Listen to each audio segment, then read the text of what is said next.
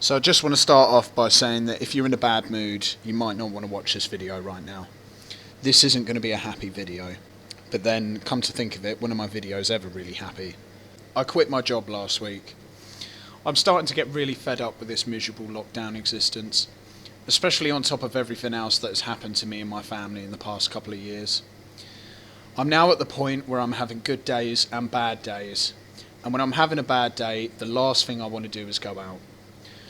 I'm a bit of a shut-in anyway, so if I'm not feeling too good, I tend to want to hide away, and that is incompatible with a full-time job. I hate having to go out when I'm feeling down, which is becoming more and more common these days. It's at the point now where I'm struggling to drag my arse out of bed every morning because I don't see the point. I don't see why I should bother participating in society anymore, because it looks like the wheels are coming off. I don't see why I should be paying my taxes when taxes are getting spaffed up the wall left, right and centre, and everybody else is claiming. It makes me feel like a mug for doing my bit. And perhaps the biggest factor, I don't see the point in working 5 days a week when I get no enjoyment out of life. The balance between your work life and personal life is important. I found this on mentalhealth.org.uk about the work-life balance. The pressure of an increasingly demanding work culture in the UK is perhaps the biggest and most pressing challenge to the mental health of the general population.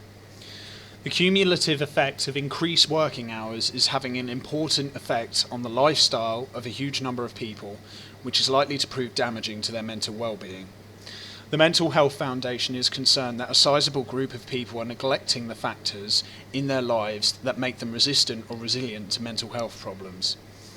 1 in 6 of us will experience a mental health problem in any given week, and our Mental Health Awareness Day research this year suggests that a majority of Britons have experienced some kind of mental health problem, with young adults especially open about this when surveyed. I should say I don't actually know what year this was written in, so yeah. What's clear then is that in our workplaces and in our circles of friends, there are people living with mental health problems or just keeping themselves afloat, whether we know it or not. Work-related stress already costs Britain 10.4 million working days per year. The human costs of unmanaged work-related stress extends far beyond this. A key way to protect your mental health against the potential detrimental effects of work-related stress is to ensure you have a healthy work-life balance. And this bit under helping yourself, which I thought was quite interesting. Recognise the importance of protective factors, including exercise, leisure activities and friendships. Try to ensure that these things are not sacrificed to working longer hours or to save the NHS, or try to ensure that you spend your spare time on these things, unless the government has taken away your right to spend spare time on these things. You know what happens when you don't strike the right balance between work and pleasure?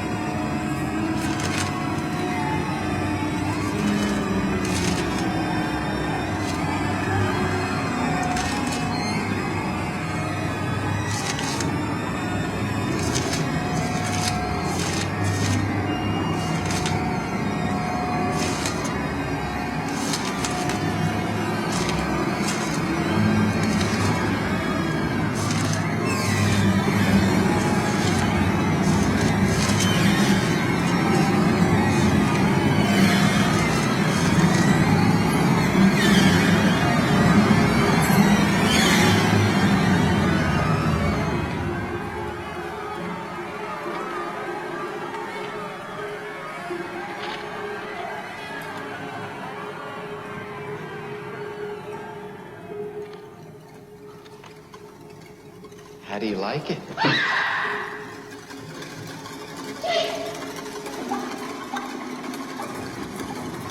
How do you like it?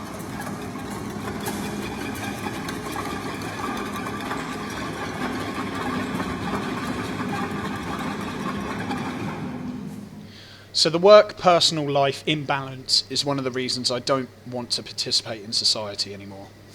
I'm done sacrificing my own sanity for the greater good. The greater good. Especially when nobody seems to be concerned about mine. And by the way, after making my decision to leave, and after reading that page from mentalhealth.org.uk, I now have a lot more sympathy for people who opt out of work and who opt for benefits instead. I'm not saying it's the way things should be, but to all the people who think Brits are lazy, maybe this is one of the reasons why. Maybe this is one of the things we should address, because it might be that a full-time working lifestyle is unattractive to some people for these reasons. And compared to simply claiming universal credit, for some people it's a no-brainer. Another reason I don't really want to go out so much anymore is because I don't feel welcome in society anymore. I should say that I haven't really been treated badly by anyone yet, except a couple of weeks ago by my favourite bakery. I've been supporting them by going there at least once a week since they opened after the first lockdown. And last week they told me that my money is no good there anymore because I don't wear a mask or a lanyard. I was called silly, selfish and ignorant and embarrassed in front of other customers. But I'm going to get my own back on them soon. Aside from that, I haven't had much drama in public, aside from the occasional security guard nagging me with, "Have you got a mask?"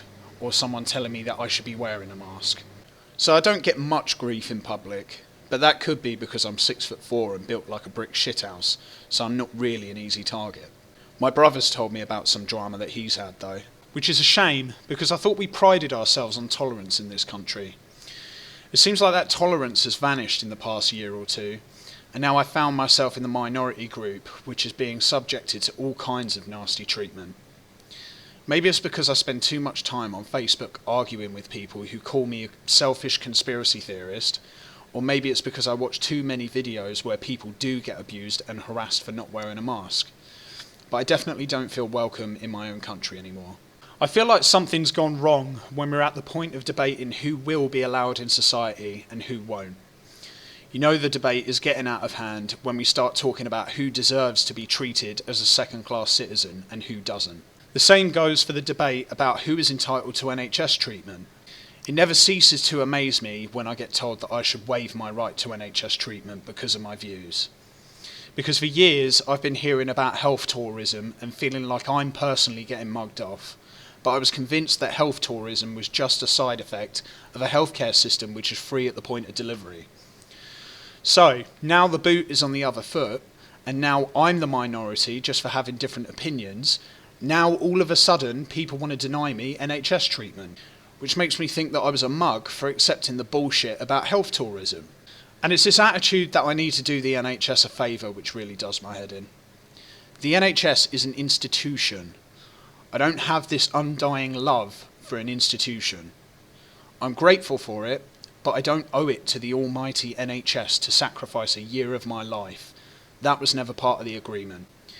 The favour that I was doing for the NHS was going to work and paying my taxes. I was doing it a favour by generating revenue with my labour. And as far as I was aware, I was fulfilling my end of the social contract. I felt obligated to do that shit. But when people are telling me I shouldn't deserve treatment for the thing I've been paying for, or that the society I've been helping to prop up by working non-stop throughout 2020 doesn't want me anymore, why should I bother? If people don't want me to be a part of society, then I don't want to be around people.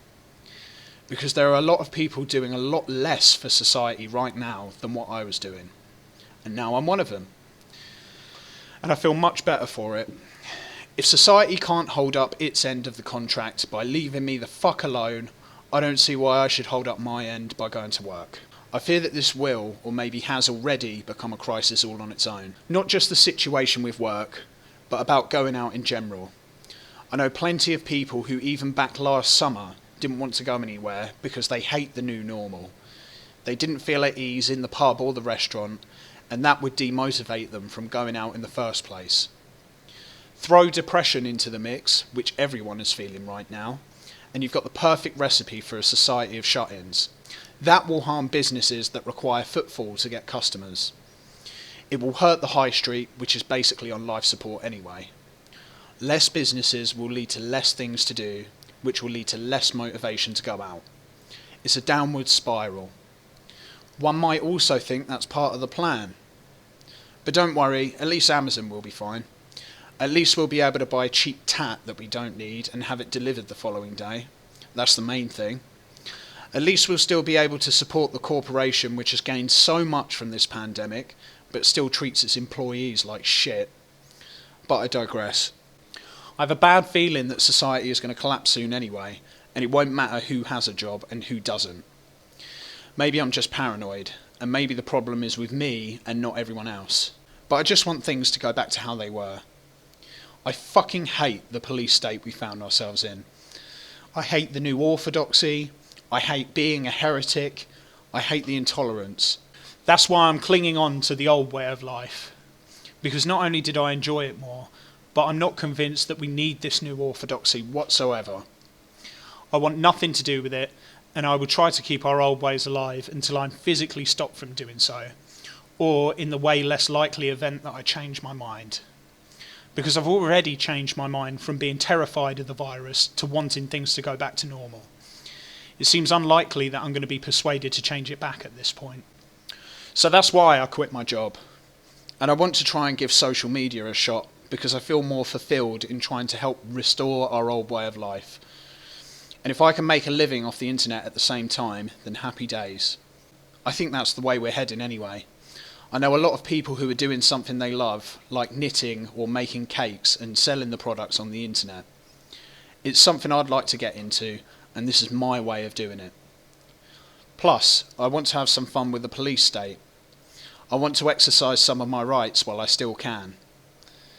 Because the world we are rapidly heading towards isn't one I want to live in anyway. So what have I got to lose? What are they going to do? Take away my freedom? I think we should discuss Danny. I think we should discuss what should be done.